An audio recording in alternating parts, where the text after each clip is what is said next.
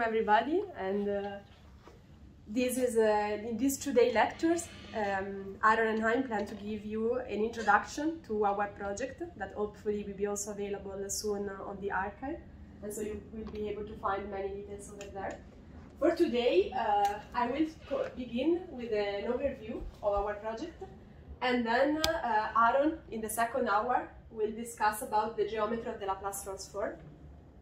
And then on Thursday, same time here, we will focus essentially on one example, which is the one of Airy-Lucas function. These are not maybe very well-known function, and typically in the literature you find the example of the Airy function. They are a generalization of the Airy function, and at the same time they are also solution of a generalized ODE.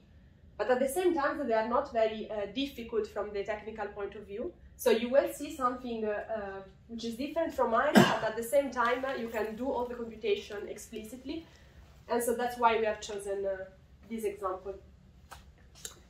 And about references, I will mention some of them during my talk. But in fact, if you want to have the precise references, you can maybe email me after or email Aaron. And we were happy to send them to you.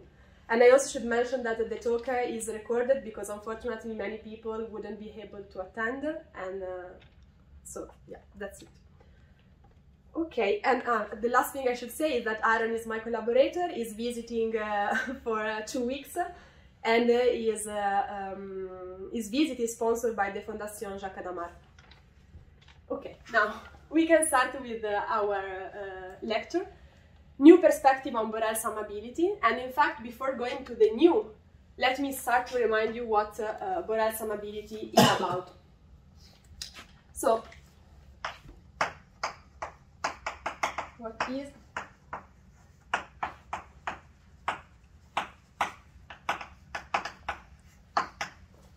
in particular, if we want to understand what summability is, the usual context in which this question arises is when we deal with divergent power series. So the main object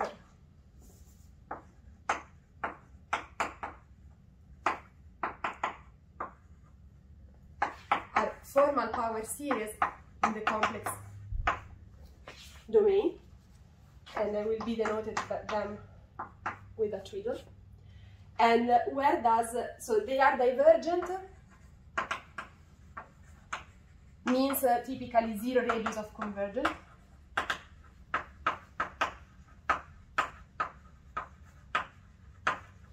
But in fact, for most of the talk of today and also of next Thursday, we will focus on a special class of divergent series, which means where the coefficients grow factorially fast.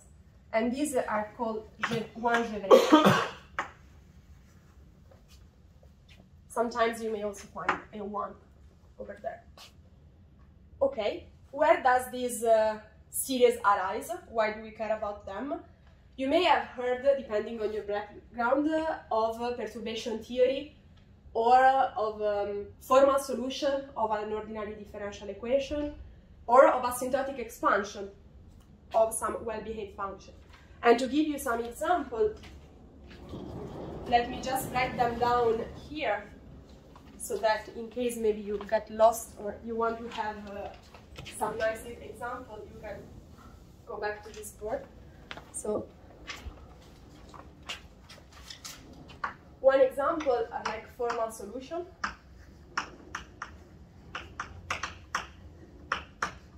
of ordinary differential equation, and here the simple example is this equation. This is sometimes called the Euler equation.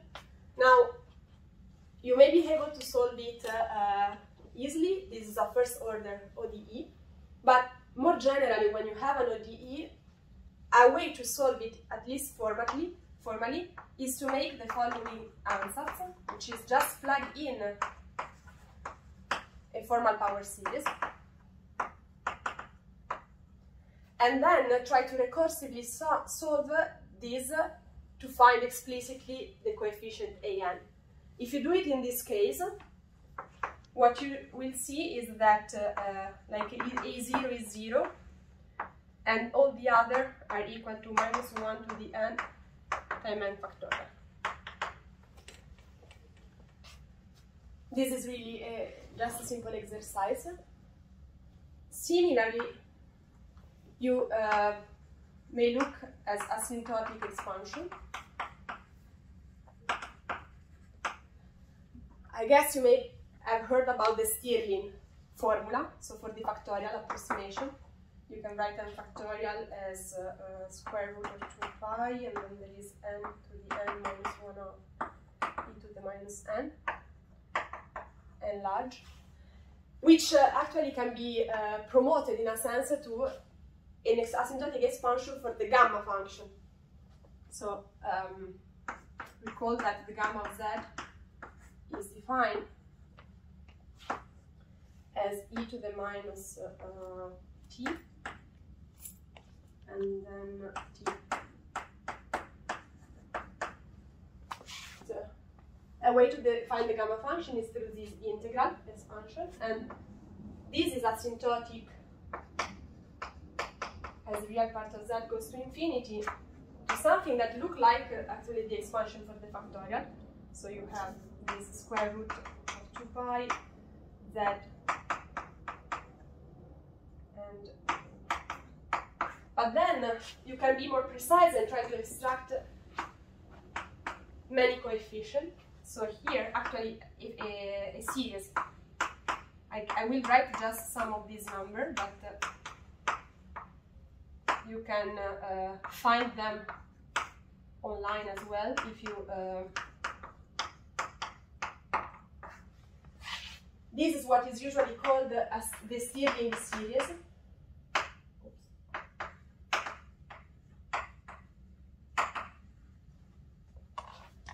And it's actually a divergent series, so it has again 0 radius of convergence. So these are just 2 examples. And once we have this divergent series, summability is supposed to give a way to extract from a divergent series something analytic. So summability is like from formal to analytic.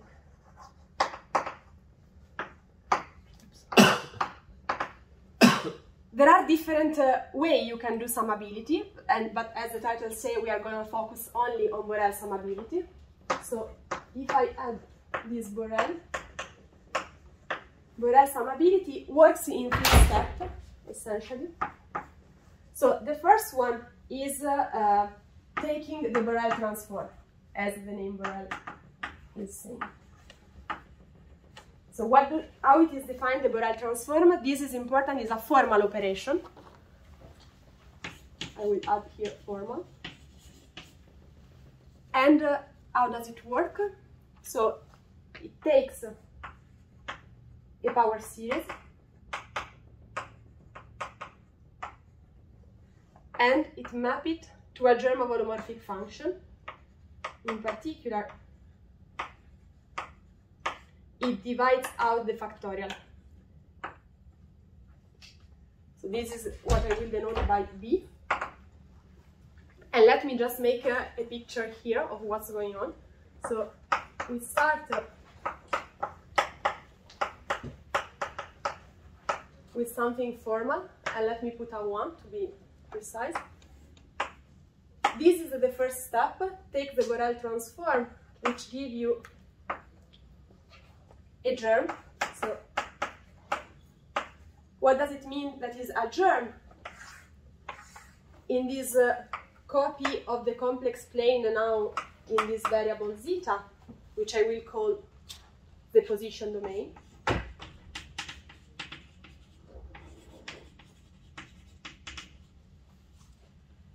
If you divide this factorially growing coefficient by n factorial, what you have is a function with a finite radius of a series with a finite radius of convergence. You assume that the asymptotics of an are like factorial? Exactly, yes. It's this one here, it's telling me that the divergent series has coefficient growing factorially. Does it just guarantee that this is convergent? Exactly, yeah. Okay. And so this thing, we have now singularity somewhere here. It may have also singularity somewhere else when you start doing analytic continuation. But in fact, what you want to do is to, what you are hoping to is to find a direction which avoid all the singularity. So say something here of angle theta. Along this ray, phi has no singularity, but in fact, you need to have a tubular neighbor of this ray in which phi can be analytically continued. And this gives me the second step, which is what I will call phi, and I will denote with an at. So the second step here is just to take the analytic continuation and define phi at to be the sum of this series along a ray. So now this thing here is actually analytic on this region. I denote this region by s theta. So we have, okay. And the last step now is, again, if you have... Sorry, what's the second step? The second step is to do the analytic continuation of phi tilde. And consider that function in this... Exactly, I consider this function as an analytic function of this in this domain. So you do not change function, you just analytically continue. Exactly, yes, I don't change function, but I like to call it slightly different to make the distinction between this analytic function. And the third step is if I have a good control of this function, so in particular if this function has a nice decay property at infinity along the ray, I can take the Laplace transform.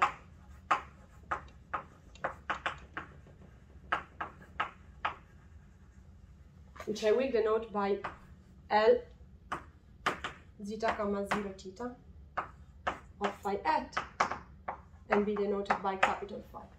So here I go up, I got this phi at.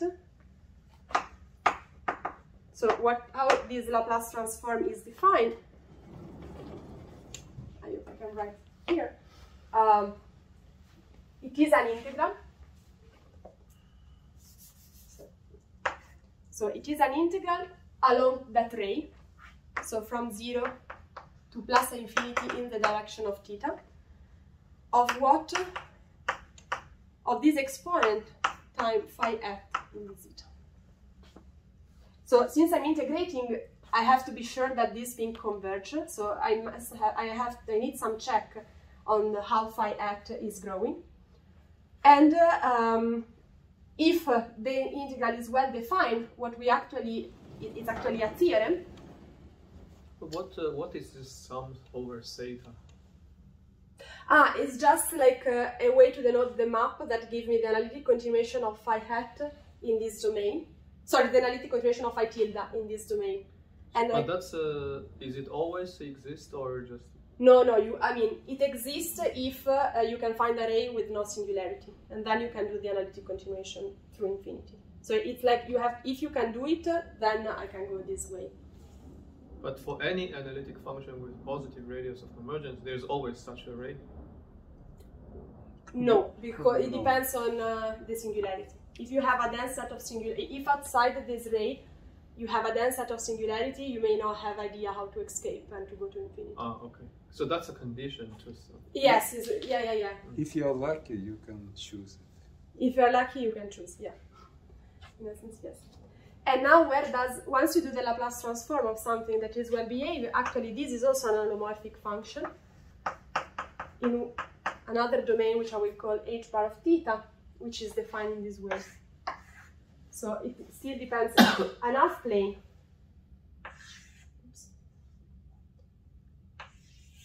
Okay. Which is like orthogonal to the direction of theta. This is what I will call h theta. And now this is a different, I'm not anymore on the zeta plane, on the position domain, but this is what I will call the frequency domain.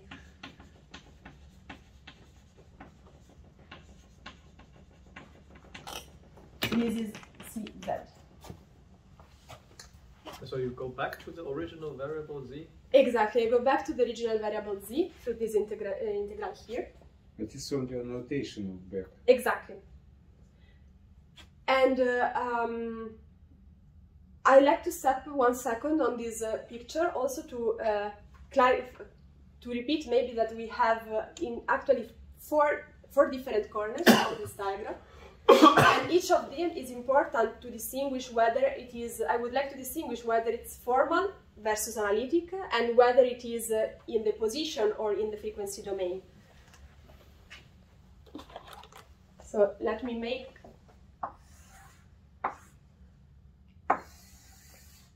some subdivision here.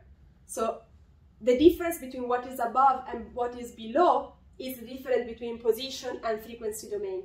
So above you have the frequency,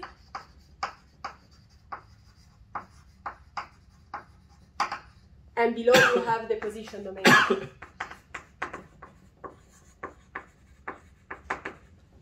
And the difference between right and left is that on the right you have a formal object, including the Borel transform. And on the left-hand side, instead, you have something analytic.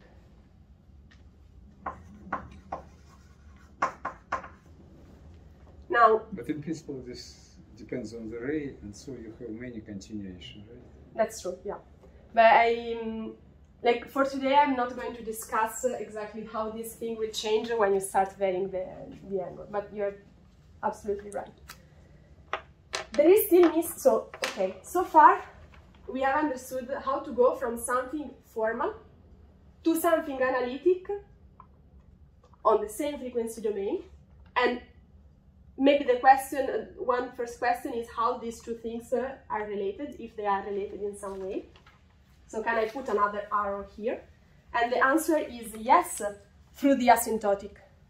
So I can actually draw another arrow, and I will call the asymptotic expansion by this symbol here. And what do I mean by asymptotic? Now I have to be more precise, because in fact, maybe let me remind that we have two types in a sense of asymptotics. So basically, for a formal power series, you find an analytic function with such asymptotic expansion. Exactly. This is what you... Exactly, yes.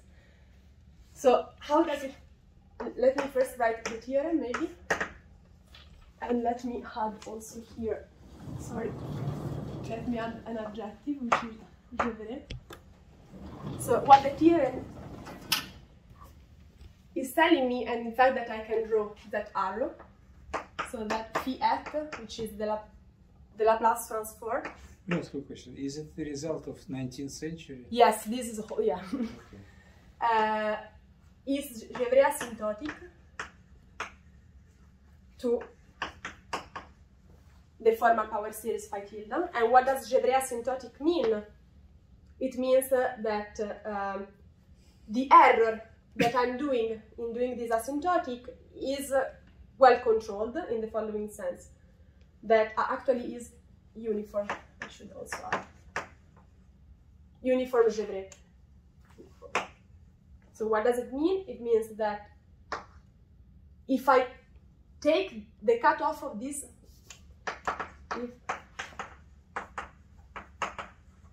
I take the cutoff of phi tilde at n-1, the error is of order c a to the n factorial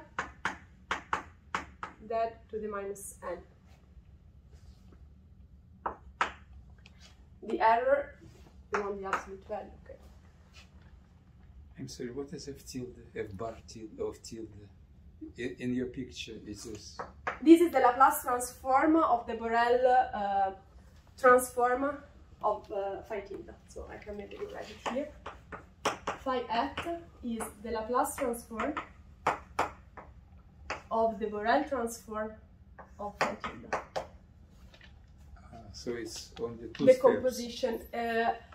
I mean, here when I'm doing the composition, I actually implicitly assuming also that I'm taking the sum. So if I really want to be more precise, you are right, I should write sum. Yes. I should write the three things. It's really like from the right hand side to the left top. And so. Sorry, the error between what? Yeah, the error between the, okay, let me just write it. It's phi hat minus the sum of this series, sorry, up to order n minus 1. Okay. So I look at the cutoff at order n minus 1 and I have this estimate where C and A are constant, and if I add uniform, it means that they are uniform. They do not depend on n and for n and z in a certain domain, which let me perform. So uniform in omega. But you said that the last function is defined in the half plane, right? Phi hat, yes, So is this defined in the happens upper half plane. Yes, if it's, yeah, I can also write directly this. Yes, yes, yes. If I take the asymptotic in the direction of theta, then yes. So here I just put a theta. Okay. And this is different from the usual Poincaré asymptotic. So maybe this is a remark.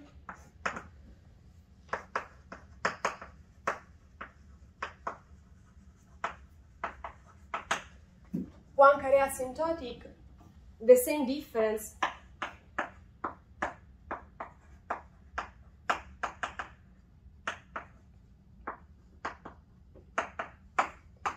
It's just bounded by a constant. And in fact, this can depend on n, for instance. So in a sense, being algebraic class. So the constant depends Yeah. in a controlled way. Here, exactly. Here you have this explicit, if you want to be algebraic class, you need this explicit control on the growth of the coefficient. And this is what you will have as a theorem in that case. So if you're starting with something of algebraic 1 class and you check that you can close the diagram, once you are on the top, then you have this algebraic asymptotic. Now, I don't know if there are questions about this part. Or If you have a convergent power series to start with, if you have a convergence power series to start with, once you take the Borel transform, you will get something entire and which has exponential decay.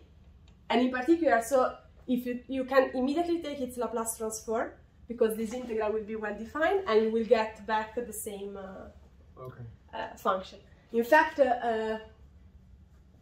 another reason why this diagram, in a sense, is working, it's theoretic. I mean, a priori, if you have something divergent, the Borel transform is purely formal, on contrary to what you have on the right-hand side, which is analytic. But in your example, if you start already with something which is formal, convergent, then Borel and Laplace are really the inverse one of each other. Okay. But you say that there exist examples of divergent initial series which have too many singularities to escape, to find the line. I mean, in the many examples that I know that comes from concrete problem, in a sense, you can find a direction to escape, but sometimes you have to pay the price that is not really a straight line that goes to infinity, but you have maybe to go around and to go to some multiple cover of the Riemann surface. So not really here, but on some cover of the Riemann surface. But that would mean that singularities are what?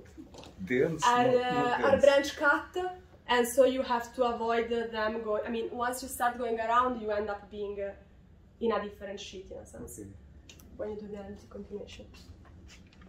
Okay, so now the question that really motivates our project is to understand when Borel summability works.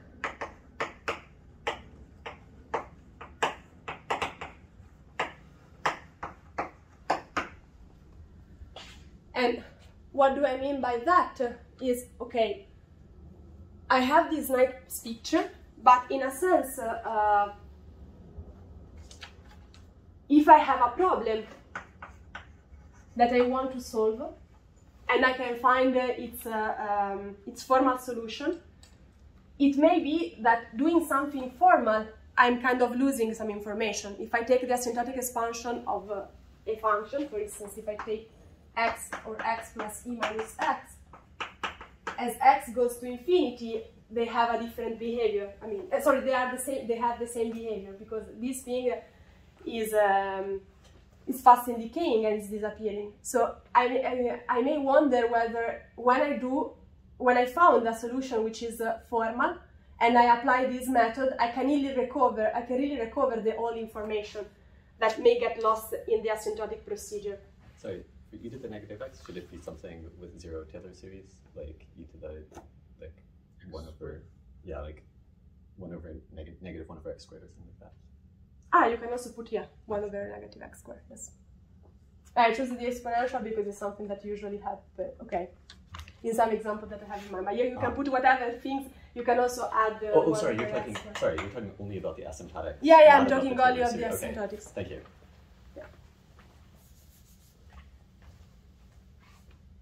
So yeah, the point is when you do the asymptotic expansion or when you do something formally, you may expect that something gets lost in the procedure of doing asymptotic. And the point of the summation, why I'm applying this is, okay, am I actually recovering the information that may get lost?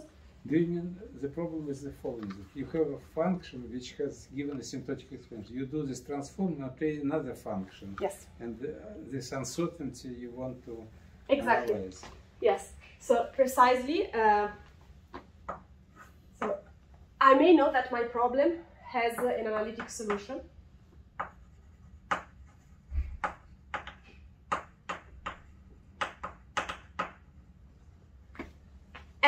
But what is easy to compute, maybe at the first glance, it's a formal solution.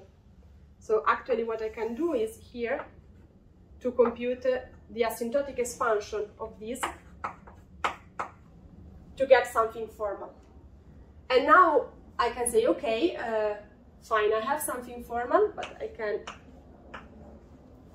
repeat my diagram, of course, checking at each step that I mean, this is something that I can always do, but now here I have to make some check.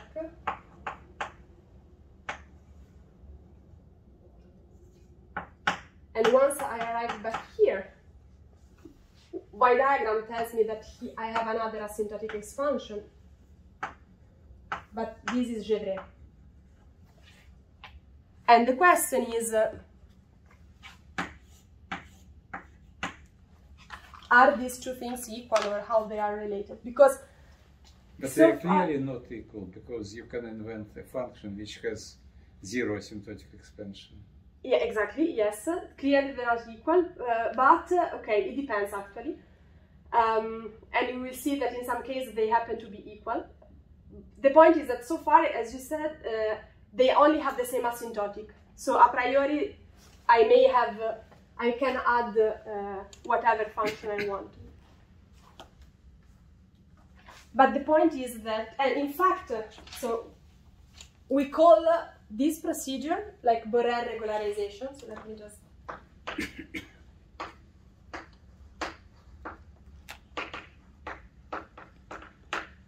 So Borel regularization works now in 4 steps because it starts from something analytic.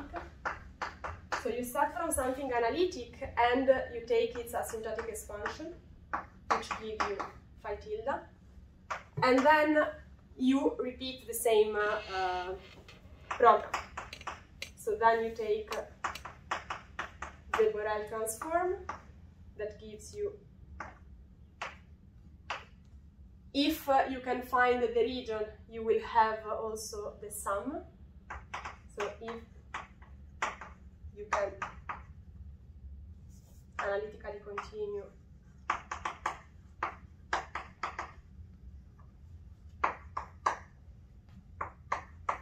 you will define its sum, and And the last step is if phi hat has good growth condition,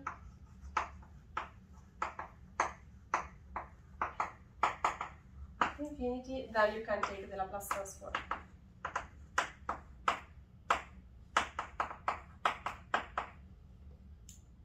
This is what we call Borel regularization, and if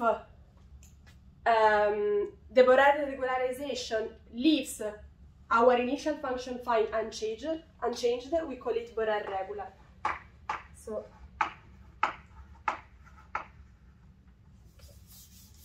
phi is Borel regular.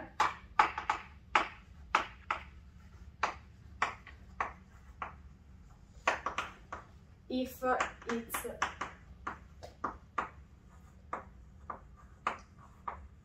Borel regularizable and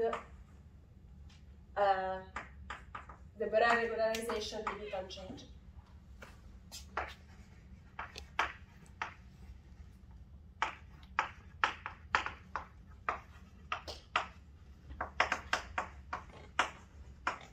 That's the question. Yeah. Assume that your initial function satisfies some linear differential equation. Then you take asymptotic expansion and do your game. Can you prove that the result is also a solution of the same equation? Yes, but actually this is what have been classically studied a lot by people like Margrange, Ramy, Michel Derichaux, and really a big community. Yes, this is something that you can do, but and it's also part of the thing we are gonna showing. But the way we prove it is kind of different in flavor.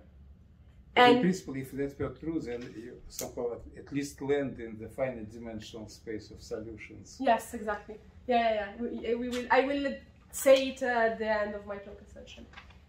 Okay. So now, what we are interested in, to sum up, is to understand whether phi is a solution, is Borel regular. So when you start with an analytic solution of a certain problem, you want to understand whether or not it's Borel regular.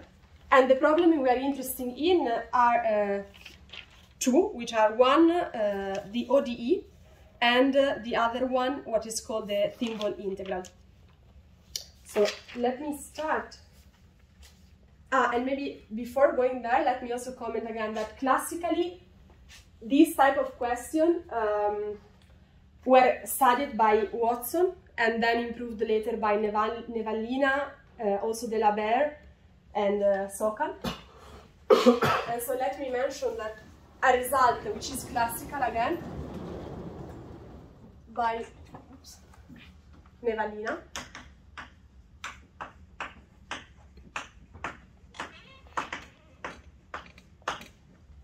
But the way I will state it is not from the original paper by Nevallina, but it's a more modern version in which you can find in the paper by Nikita Nikolaev.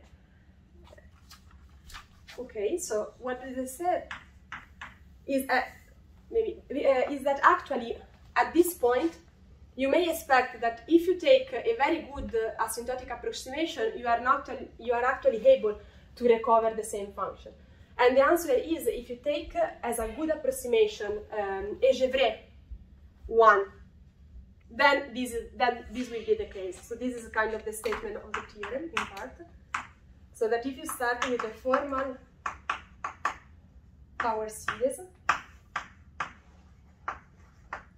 then the following statements are equivalent, which is one, that the Borel transform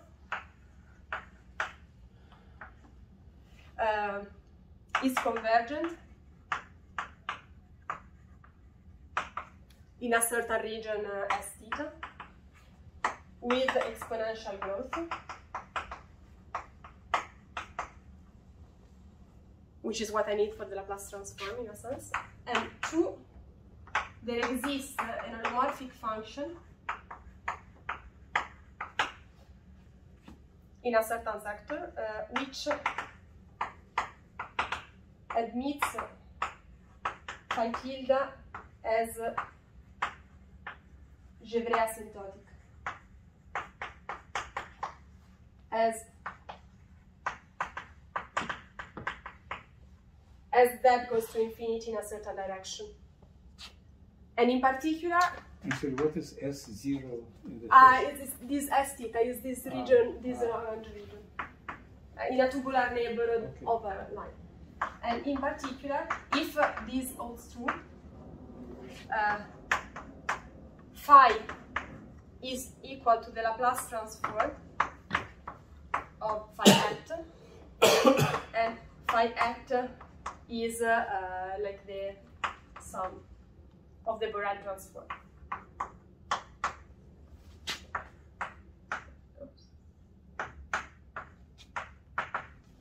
Okay. So in particular, what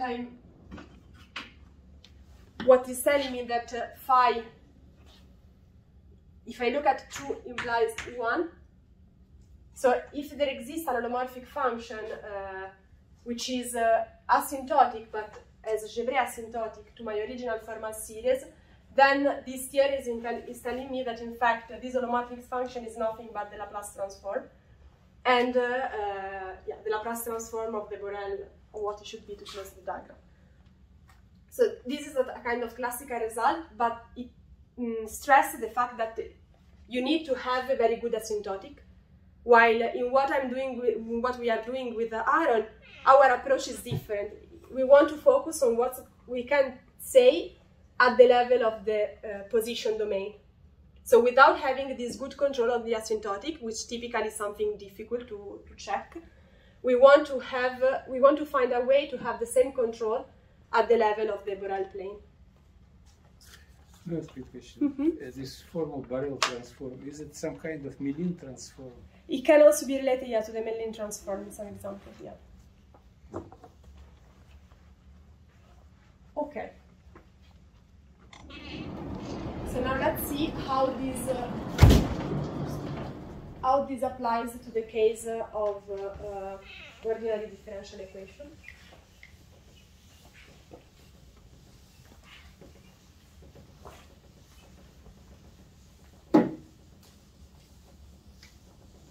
And I must say that like this type of result, I mean, this is kind of old, as I said, like, but you don't see many of these results in the literature where you can actually try to understand whether Borel summation is giving something reasonable. So let's try to say what's going on with the ODE. So which type of ODE we are considering? Let me define this curly P in the following way.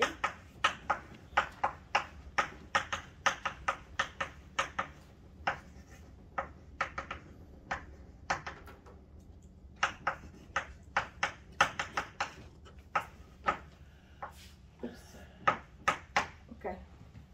So what are all these things? So P is a degree D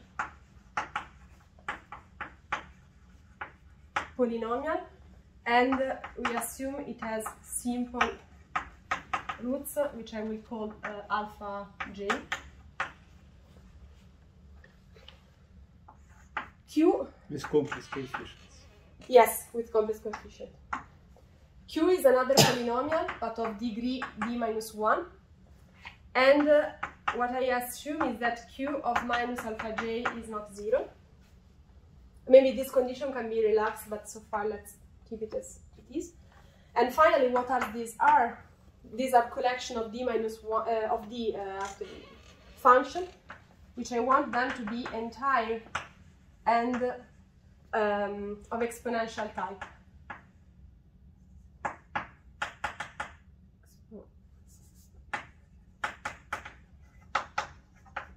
Which essentially mean that R is bounded by a constant and then the exponential of minus a z. For example, polynomials. Yeah, exactly. Okay. These are the type of ODE that we want to study, and I write it in this way because it's kind of easier from the point of view of our project to deal with the equation already in this form.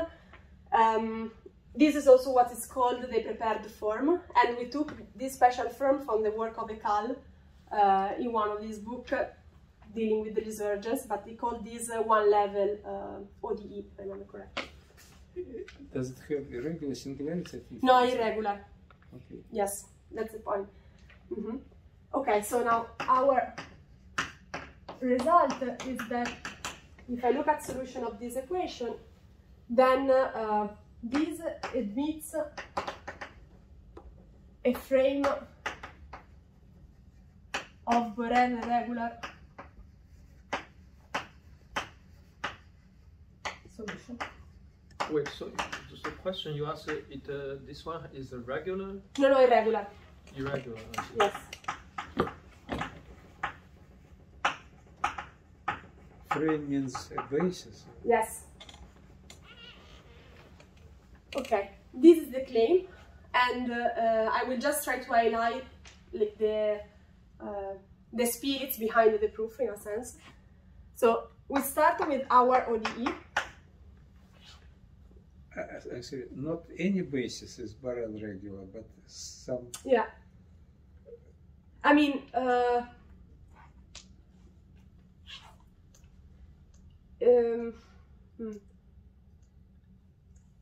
If not any, then is it unique up to permutations? it's okay up to up to permutation, yes, and also up to scaling by constant, because since the equation is homogeneous, yes. Actually you have this family. But in a sense, no, but it's unique in a sense. Maybe I should say unique, because the way it's constructed, it actually uses a uniqueness result, not for the ODE itself, but yeah, for what will come next. So you're right, yeah, it's unique. Yeah, maybe, I mean, for the area function, for example, you can have these, I forget what you call them, like you can sort of walk around, sorry, you can add, for example, like BI. Ah, yes, so it's, but this is the frame, like exactly. the actual solution. So it's not exactly okay, unique, but there's a very few of them. Yes, okay. Yeah, up to GLN or GLD action, yes. GLN is... I mean, like... so if I have a basis, what can I do with it? I can maybe I can change basis, so if I change basis... So then I will obtain any basis in the space of solutions. I guess triangular. You'll get, for example, like integer change of basis matrices, or like change of basis matrices with like very certain type of integer entries. So some subgroup. Yes. Right. Often a very small subgroup. Infinite subgroup. No, finite. Right. Okay. Yeah, infinite. Okay, so finite set. Finite set of basis. Although I guess I don't know if this result says that. In practice, it turns out to be true. But. Yeah, this is just a short, maybe too short way to write the theorem. But let me try to tell you what's going on. Maybe. This theorem is recent, or? Yeah, I mean it's still in progress. We hopefully will put it on the archive maybe in a couple of weeks. Proved yesterday. Kind of, yes. No, it's been some time that we are working on that, but I think yeah. So there is once you have an ODE of this form, we have a recipe to build a frame of formal solution. So what I will call phi tilde alpha is a frame of formal solution. And this is like a recipe by Poincaré, I would say. So how does it, what I want to stress is that this formal solution has a specific behavior, which is the following. So they have this exponential factor, then typically you have some, maybe alpha j. Okay, I will not bring around the j everywhere. J is the same j that labeled the root here. And then I form a power series solution.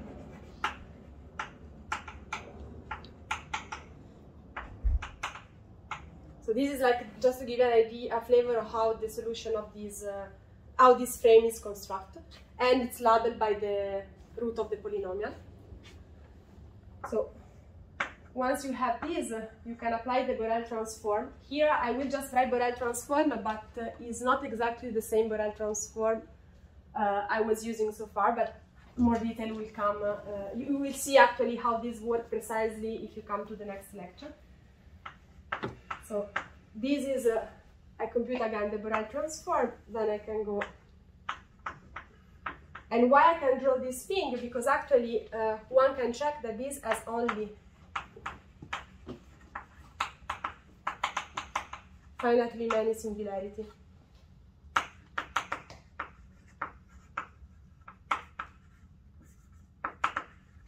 So in particular, if this germ has only finitely many singularity, I will find array that allow me to escape to infinity.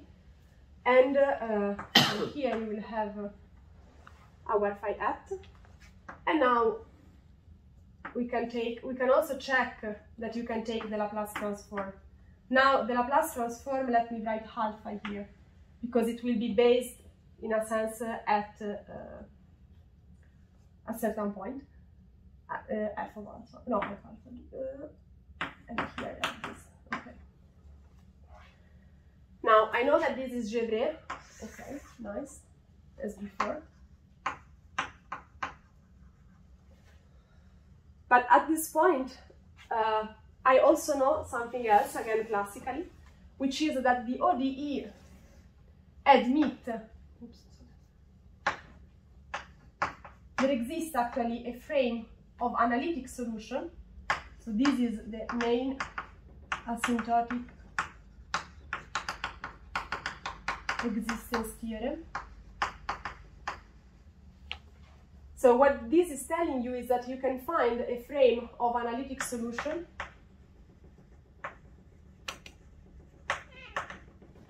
which is asymptotic to a formal frame. You see, I really remember that asymptotic solutions hold in some sectors. In some sector, yes.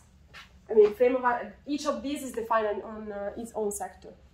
Yeah, I'm never specifying that, but yes, they are not globally defined in a sense. They are related one to another if you want. You can do analytic continuation when they jump, but they live on each sector. Okay, so now, but the problem of this theorem is that it doesn't tell you how to construct the solution explicitly. So it's just an existent result. So I have no idea how to compare this object because in a sense I don't have an explicit construction of this. So what we have done with Aaron is actually to move from the frequency domain to the position domain. So here we can transform this ODE to an integral equation, and I will comment in a while how. Now that you have the integral equation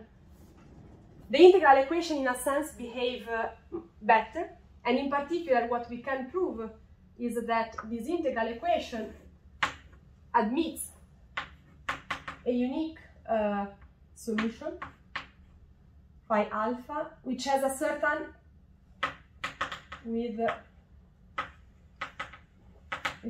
behavior at zeta equal to alpha. So once we specify the behavior in a certain way, then we can find actually a unique solution that satisfies this equation. Again, unique is up to constant. Are they some Borel transforms of the unique? Yeah. So we can do that. This is our, let's say, theorem 1, part 1. And then once we have done this, we also notice that this formal solution solves the integral equation. This is kind of theorem 2, and it follows precisely from how this arrow is drawn. So let me maybe put it there.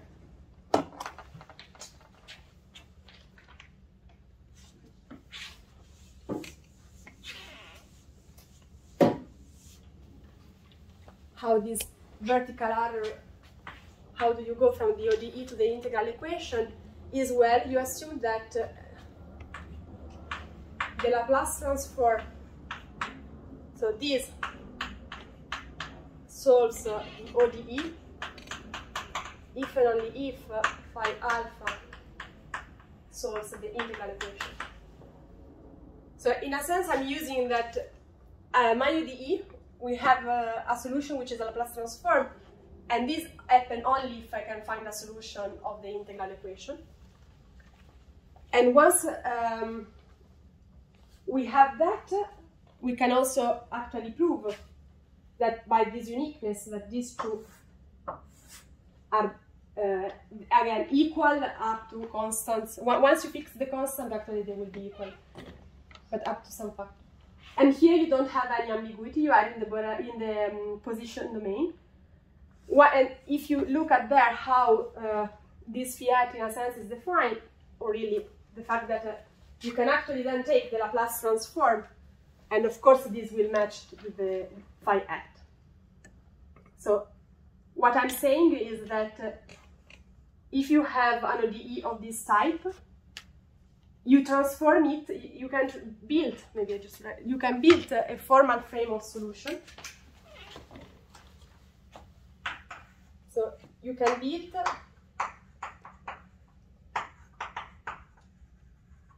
a frame of analytic solution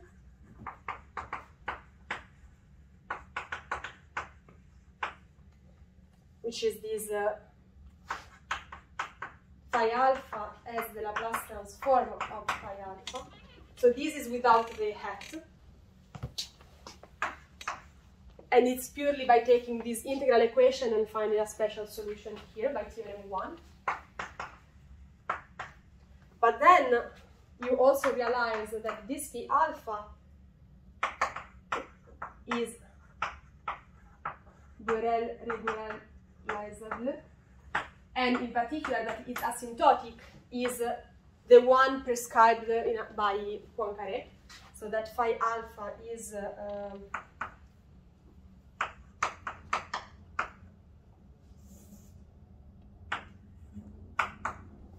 the asymptotic of phi alpha is the Poincaré one, and in particular then it's kind of a consequence that phi alpha is Borel regular.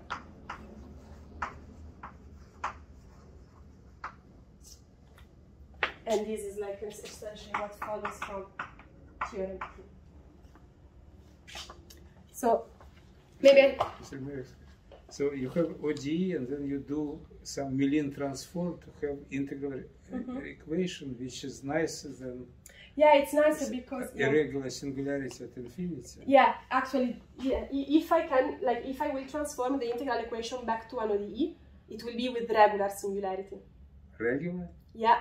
After I do this procedure, yes, it will have a regular singularity. It was irregular, then Mellin transform integral produces integral equation, and how to get regular? I mean, if I take like derivative to transform the integral equation back to an ODE, now that ODE will have regular singularity.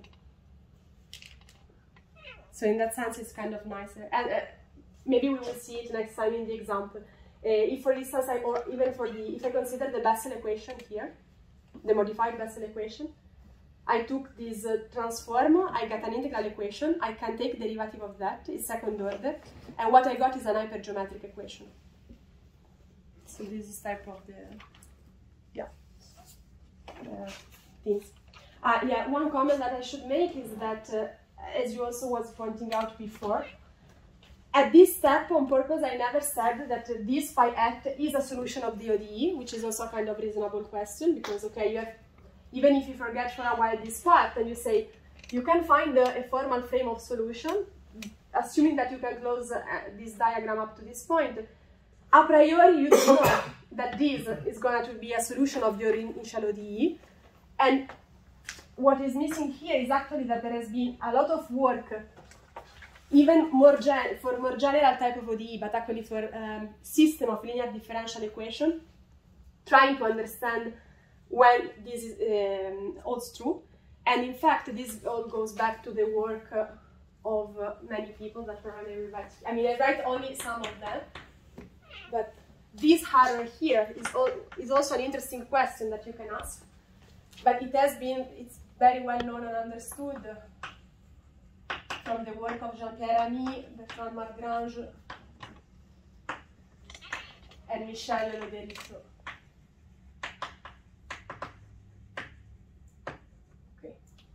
and many, many other.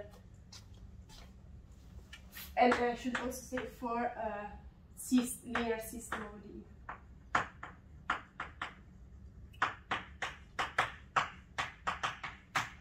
But if you start reading this work, actually in order to prove, sorry, maybe other keyword are k-summability or multi-summability.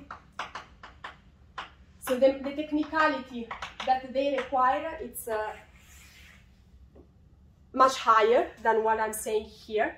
So this, it's not so general, but at the same time, it's kind of maybe first step before going to something which is technically a bit more complicated.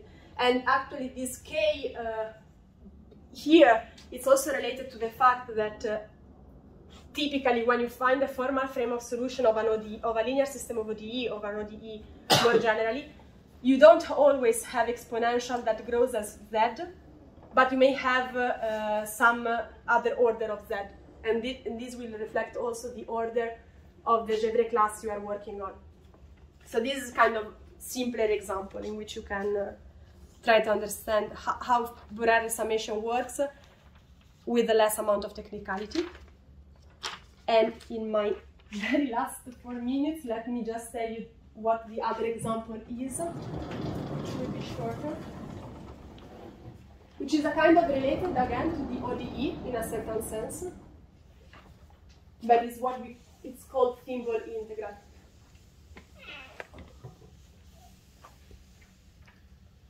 Okay.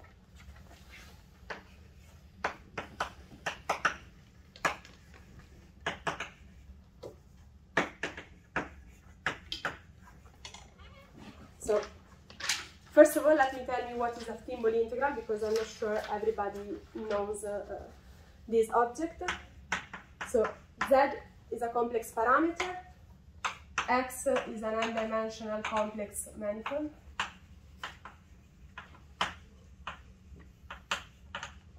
and F, it's an holomorphic function with non-degenerate critical point.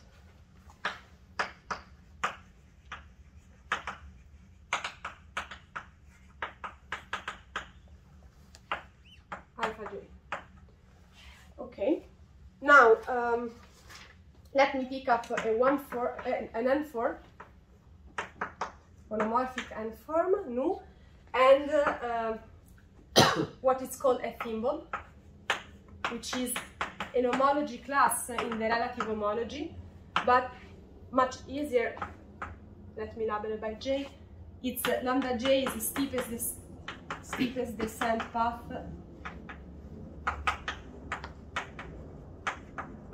from the critical point alpha J. And with all these things, now what I denote thimble integral is essentially the integral over the thimble. So of what? Of this.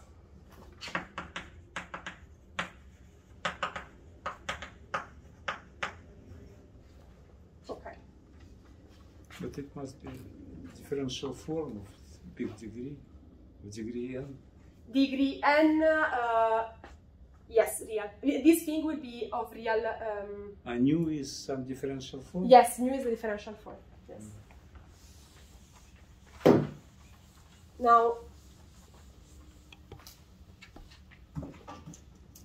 I mean, the object appears very often, and again, classically, they have been studied by Malgrange, Pham, and many others. They do, in maybe more general version, they do appear also in physics quite often. But okay, what is the theorem about? So the claim is that these ij are, first maybe I should say, for n equal to 1, these ij are Borel regular, and how do you show something like that? So what is the idea behind this result? Now you have this object here, which is very well defined as an analytic in a certain sector, so for certain value of z, this is a nice analytic function. Now, since I'm integrating over this steepest descent contour, I can actually take its asymptotic as a saddle point approximation. So here the asymptotic is like the saddle point approximation. And this is giving me my divergent power series. Also in this, I can always take its Borel transform. This is my germ. And also in this case, this thing has only finitely many singularity. So in particular, I can find a direction in which I can actually take its sum. But now at this point, it's much harder if you want to check that this has the right decay behavior so that you can take the Laplace transform. So what you actually do is looking better at this integral, which has this very nice form, and realize that it can be written as a Laplace transform in some direction of some function which I do not specify. Iota j. Oops, sorry, here I forgot the f. Okay, so here actually you have to do some work. In a sense, it's a kind of change of coordinate. You call the coordinate zeta that appears there f. But that's not enough. As you will see later in what Aaron is going to tell you, you have to do a second step, which is a sort of analytic continuation because of how the path is defined. Once you do that, you can actually realize it in this way. But now here, this is a Laplace transform. So in particular, this is a Laplace transform on an array which goes out from f of alpha j of something that now I call ij. And what the theorem is telling you, is that in fact what we were able to do is to compare these two again at the level of the position domain. So in a sense, in this problem is kind of much easier because we are really using the fact that this integral comes almost as a Laplace transform. I'm sorry. This integral is not defined. You start from a critical point. You start beginning moving this cycle, vanishing cycle. Yes. But then you need to continue to infinity to have an integral. Yeah, in some direction I can go to... You will not, you see, your x is, I don't know what, but... My x? X on which your function is. Is my yeah. And also it depends on how you go around the other critical points or values. Okay, but... So you need to go from the critical point to infinity, and this I don't know. Yes.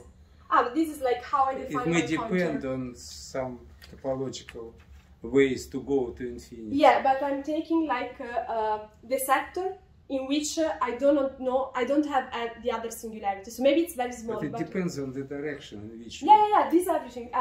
This theta is always the direction. So it's true that it depends on the direction. Also here, in a sense, like the asymptotic I'm taking, it depends on the direction I take the thimble. Yeah, this is true. Everything depends on the direction. And in fact, what is nice that I probably will tell you about the next lecture is like, it depends on the direction, but when you start varying just from one, you can recover other information about the other integral and the other critical point. But yeah. Okay, so yeah, here the common point between the two examples, just to sum up, is that in both cases, like we found these looking at the position domain. So the very big, the crucial step is this equality that happened downstairs in the position domain. And actually, thimble integral and ODE are also kind of related because if you have a linear ODE, you can find a solution which is like a thimble integral, and vice versa, thimble integral are solution of linear ODE by linearity. So the two problems are kind of related. And the other last thing that I want to say is in this story there are many results that are already classically and well understood.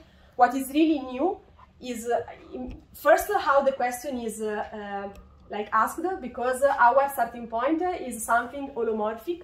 So for instance, also at the ODE level, we are not focusing on how a formal solution can give us a solution of an ODE, but it starts from a different perspective, which is I have something analytic and I want to understand whether taking the asymptotic and doing this Borel Laplace sum is able to recover it in a certain sense. And the other important thing that I didn't discuss much, but is behind the definition of this Laplace transform and also of the Borel transform written up there, is that you can find a geometric picture in which this Borel transform and Laplace transform fit very well in. And this is what Aaron is going to tell you in the next lecture. So in a sense, this is also part of the new project that we found studying this object. Thank you very much for the attention.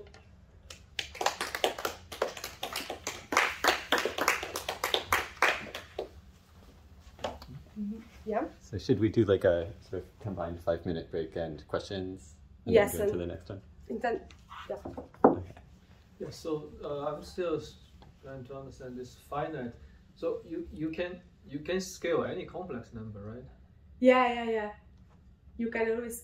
This is like up to scaling always. Okay. Yeah, up so to multiplicative constant. That's true. So it doesn't distinguish out these integral structures. Yes. Yeah. You have the constant. I mean, actually, we always try to fix it at the beginning. Say like, okay, our constant will be like 1, for instance, the first time. Even like at the level of the series over there, you have essentially a family. So we usually try to fix it when I wrote this exponential here. Yeah. We typically say like a 0 j is 1, and then these fix are like uniquely the constant in a sense. And the sum of two Borel regular doesn't have to be Borel regular. The sum of two, yeah, because it typically depends where. It depends how they overlap in the sector. So it may be yes that they are regular, but it's not always true. But it's not, yeah. It depends on the sector. This second theorem, there's a Picard-Fuchs equation satisfied by this one. So it's a consequence of that equation, the theorem above? No, what is consequence of the Picard-Fuchs is typically how, for different j, this kind of integral in a sense relates. So, or as you were saying, when I start varying theta, starting varying theta is telling me how this contour vary. Like if I start varying the direction which I integrate, it's kind of start varying how the thimble, in which direction in a sense the thimble hand. And this is in the z direction. In the z plane, yeah, the thimbles live in the frequency in the z. And if you start varying them, this is how you use the Picard-Fuchs, because essentially you will start encountering the other I think in the z plane there is also a connection. In the here you mean upstairs, right? I'm just saying. So in the symbol integral case, there is also a flat connection in the z direction. Ah, yes. Which acts on mu, so it should. Yeah, exactly. But what this is telling you is somehow how different I, j are related. Is it? Because it's like how you. It's not just for one integral. I mean, it's like how one vary in a sense when you start varying the when you start moving that, as you said, you have this. So this connection acts on this space of nu. Okay. Yes. For me, nu is typically fixed, but you can think the same as varying the path. I think. So either you work homologically or cohomologically, but I think yes. You have a matrix of these integrals, exactly. Taking different symbols and taking different nu, and then your differential equation holds for them. Well, there's a first order equation. First it's a connection on the space of n forms. I think it's dz I think plus f over z. You have to combine like for different thimble, you one ed. And then and this is the same nu, but then you can also vary nu. So what I'm doing is like looking at this collection in a sense, where nu is fixed. But if you want to vary nu, then you have a matrix in which like column by column, you are fixing a thimble, so a critical point essentially. And but then your statement is for every j, ij is Borel regular, right? Yeah, but for me, nu is fixed. I'm not taking it very. But if you take many nus, then the differential equation appears. No, the differential equation acts on a finite dimensional vector space. You differentiate with respect to z, right? Yeah. Then f jumps, multiplies nu. F, when differentiate according to z, the integrand is multiplied by f. And then you have different nus and you multiply them by f, you shuffle this homology class and obtain a differential equation. First order differential equation with respect to z. But you keep differentiating. This is a finite dimensional. You only have finite dimensional n forms to integrate. Yes, yes. That produces a higher order differential equation, right? Because oh no, for me n is equal to 1, so I just have 1 if you want. In my case, capital N is 1, but I still have many integrals. Several differential forms. Right? Yes, and several integrals. Sorry, yes. We may want to move on to the next. Yeah, maybe because we it's a little bit, can keep discussing we can, it. there's later. a tea after this, and we can talk a little more